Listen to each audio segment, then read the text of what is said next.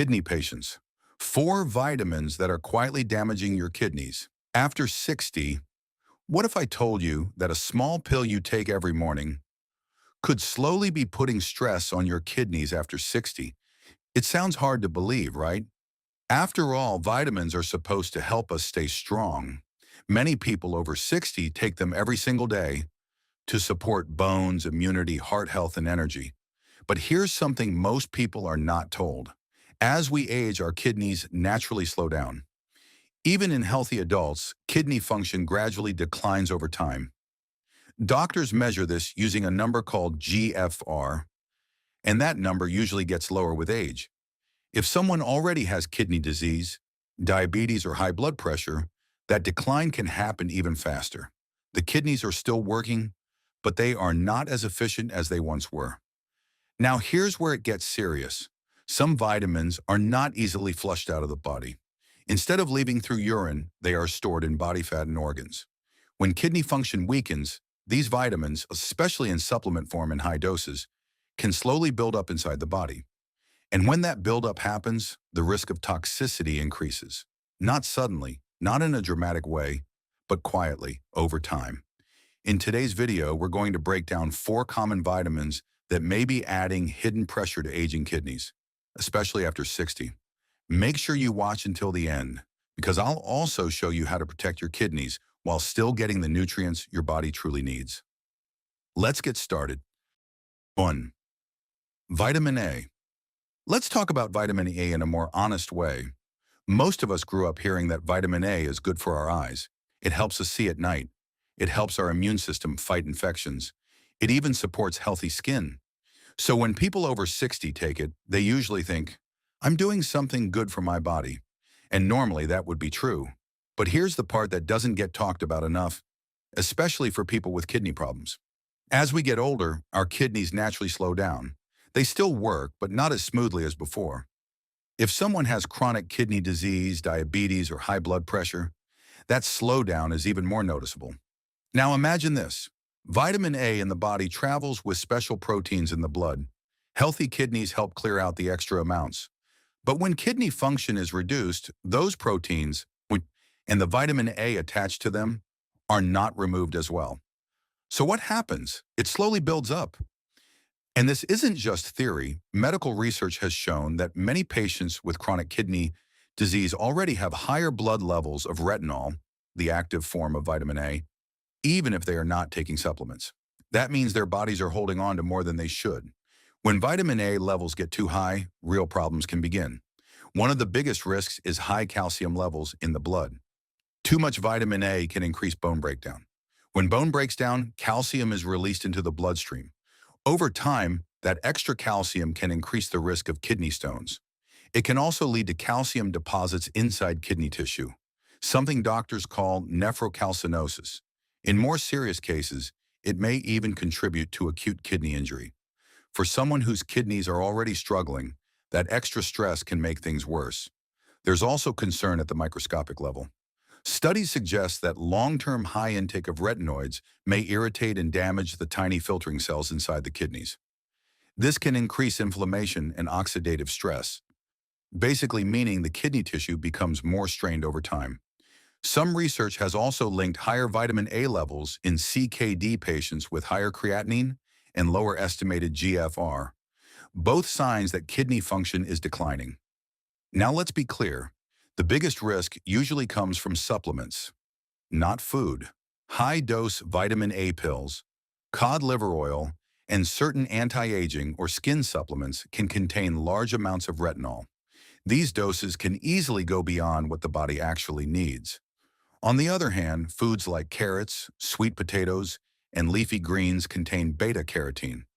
The body converts beta-carotene into vitamin A only when needed. That natural control system makes food sources much safer. So what should you do? Simple. Don't take standalone vitamin A supplements unless your doctor specifically tells you to. And never exceed the recommended daily amount without medical supervision.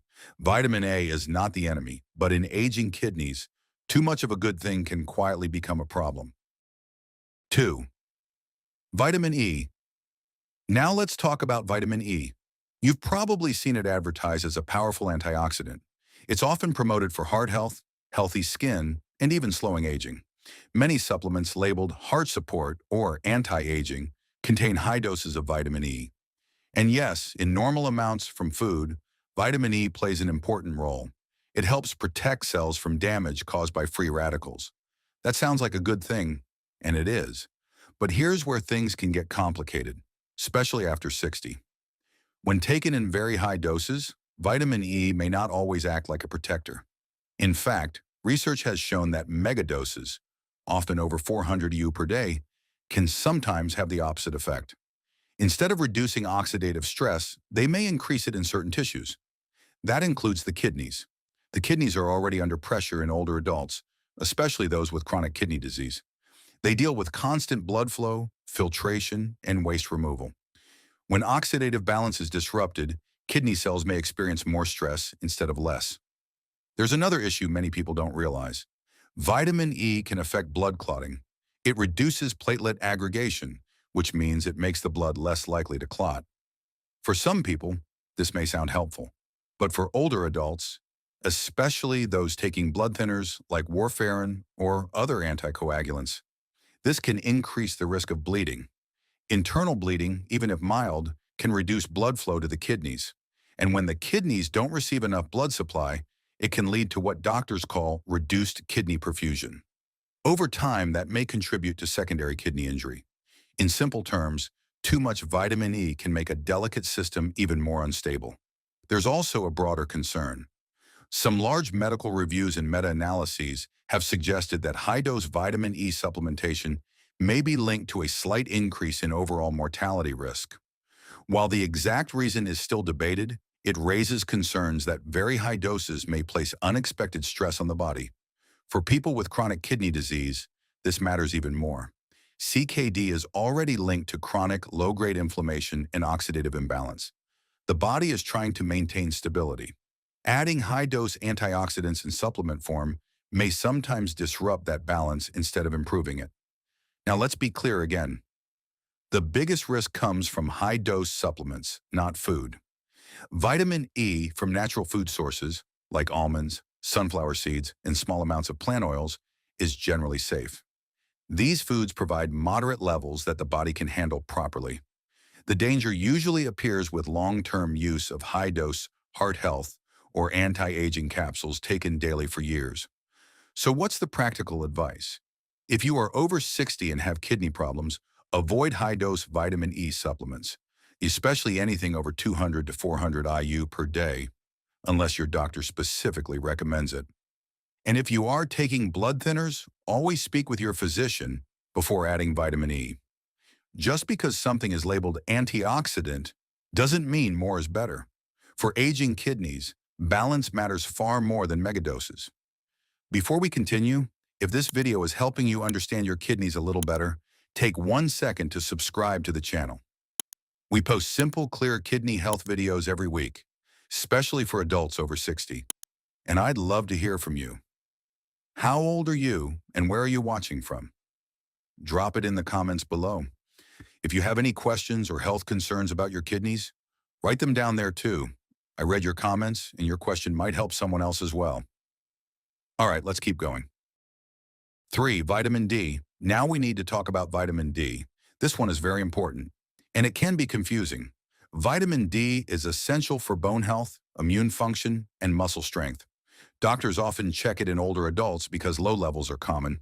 Many people over 60 are told they are deficient, and they start taking supplements right away. So far, that sounds reasonable, but here's the serious part. Vitamin D is one of the most commonly overdosed fat-soluble vitamins. And when taken in excessive amounts, it is also one of the most clearly linked to kidney injury. The main problem is calcium. Vitamin D increases how much calcium your intestines absorb from food. In normal amounts, this is helpful for strong bones. But when vitamin D levels get too high, calcium absorption can become excessive. That leads to hypercalcemia, high calcium levels in the blood. And high calcium is not harmless. Too much calcium can form kidney stones. It can also cause calcium crystals to deposit inside the tiny kidney tubules. Over time, this can lead to nephrocalcinosis, which means calcium buildup inside kidney tissue itself. In more severe cases, high calcium levels can trigger acute kidney injury. The kidneys become inflamed and stressed because they are trying to clear excess calcium from the blood. But it doesn't stop there. In patients with chronic kidney disease, calcium balance is already delicate. CKD affects phosphate levels and parathyroid hormone, PTH. When large doses of vitamin D are added without careful monitoring, it can worsen calcium phosphate imbalance. This may accelerate vascular calcification, meaning calcium starts depositing in blood vessels, including those that supply the kidneys. When blood vessels stiffen or narrow, kidney perfusion decreases. Less blood flow means less oxygen and more long-term damage. There's also another effect many people don't expect. High calcium levels can cause frequent urination, called polyuria. This can lead to dehydration. When the body becomes dehydrated, kidney blood flow drops. For aging kidneys, especially in people over 60, dehydration alone can trigger sudden declines in kidney function. And yes, there are documented medical cases where long-term vitamin D toxicity, called hypervitaminosis D, has led to chronic kidney damage. Some severe cases require temporary or even long-term dialysis. Now, how does this usually happen? Often it starts with good intentions. Someone is told they have mild vitamin D deficiency. They begin taking 5,000 to 10,000 IU daily. Sometimes they combine multiple supplements, a multivitamin, a bone formula, maybe a calcium supplement that also contains vitamin D. Without realizing it, the total daily intake becomes very high. Months pass, blood levels are not checked, calcium slowly rises, and the kidneys quietly carry the burden. So what is the safe approach? First, always check your 25-hydroxy vitamin D blood level before starting supplementation. That test shows your true vitamin D status. Second, avoid exceeding 4,000 IU per day unless your doctor is supervising you closely. For many older adults, much lower doses are enough. And for people with chronic kidney disease, dosing must be individualized. Doctors usually monitor calcium, phosphate, and parathyroid hormone levels before adjusting vitamin D. It is not something to guess. Vitamin D is not the enemy. In the right amount, it is necessary. But when overused, especially after 60, it can quietly become one of the most kidney-damaging vitamins of all. 4. Vitamin K. Now let's talk about vitamin K. Compared to the other vitamins we discussed, vitamin K is not usually seen as dangerous. True toxicity is rare. Most people don't overdose on it the way they sometimes do with vitamin D or A. But if you are over 60 and living with kidney disease, vitamin K still deserves attention. Not because it is highly toxic, but because it affects systems that are already fragile in kidney patients. The first and most important concern is blood-thinning medication. Vitamin K plays a major role in blood clotting. In fact, it is directly connected to how your blood forms clots. People who take warfarin, a common anticoagulant, are often told to keep their vitamin K intake stable. That's because warfarin works by blocking vitamin K activity. If vitamin K intake suddenly increases or decreases, INR levels can swing out of range. When INR is too low, the blood clots too easily. When it's too high, bleeding risk increases. For kidney patients, both situations are dangerous. A clot can block blood vessels and reduce kidney blood flow. On the other hand, internal bleeding can also lower blood pressure and decrease kidney perfusion. Either way, unstable clotting can indirectly harm kidney function. This is why sudden changes, like starting a high-dose vitamin K supplement, can create problems, especially in older adults already taking anticoagulants. There's another layer to consider. Vitamin K helps activate proteins that regulate calcium placement in the body. Some of these proteins help move calcium into bones and away from blood vessels. That sounds beneficial, and in many cases it is. But in chronic kidney disease, calcium and phosphate balance is already disturbed. CKD affects parathyroid hormone, vitamin D metabolism, and mineral regulation. When high-dose vitamin K supplements are added without supervision, the effects on vascular calcification pathways may not always be predictable. In simple words, the mineral system in CKD patients is complex. Adding large amounts of any fat-soluble vitamin into that system should be done carefully, not casually. There's also a specific concern about synthetic forms of vitamin K. One form called menadione, vitamin K3, which is synthetic, has been linked in medical literature to oxidative stress and hemolytic reactions in certain vulnerable populations. While it is not commonly used in standard over-the-counter supplements today, it can still appear in some formulations. For aging kidneys that are already under pressure, avoiding unnecessary oxidative stress is important. Now let's be practical. Vitamin K from food, such as leafy green vegetables, is generally safe when eaten consistently. The key word here is consistent. For people taking warfarin, doctors usually recommend maintaining a steady intake instead of avoiding vitamin K completely. The problem usually appears with sudden changes or high-dose supplementation. So the advice is simple. Do not start high-dose vitamin K supplements unless your doctor specifically recommends them. If you are on warfarin or another blood thinner, never change your vitamin K intake suddenly without medical guidance, and avoid synthetic vitamin K products unless prescribed. Vitamin K is not the most dangerous vitamin on this list, but in kidney patients over 60, even indirect effects can matter. When your kidneys are already working harder than they should, stability is more important than experimenting with extra supplements. As we've seen today, not all vitamins are harmless, especially after 60. Vitamin A can slowly build up when kidney function declines. Vitamin E in high doses may increase stress instead of reducing it. Vitamin D, when overused, can raise calcium to dangerous levels and directly injure the kidneys.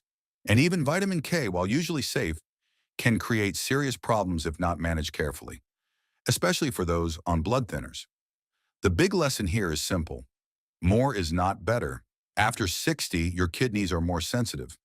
If you are living with chronic kidney disease, diabetes, or high blood pressure, your body does not handle excess the same way it did at 30 or 40.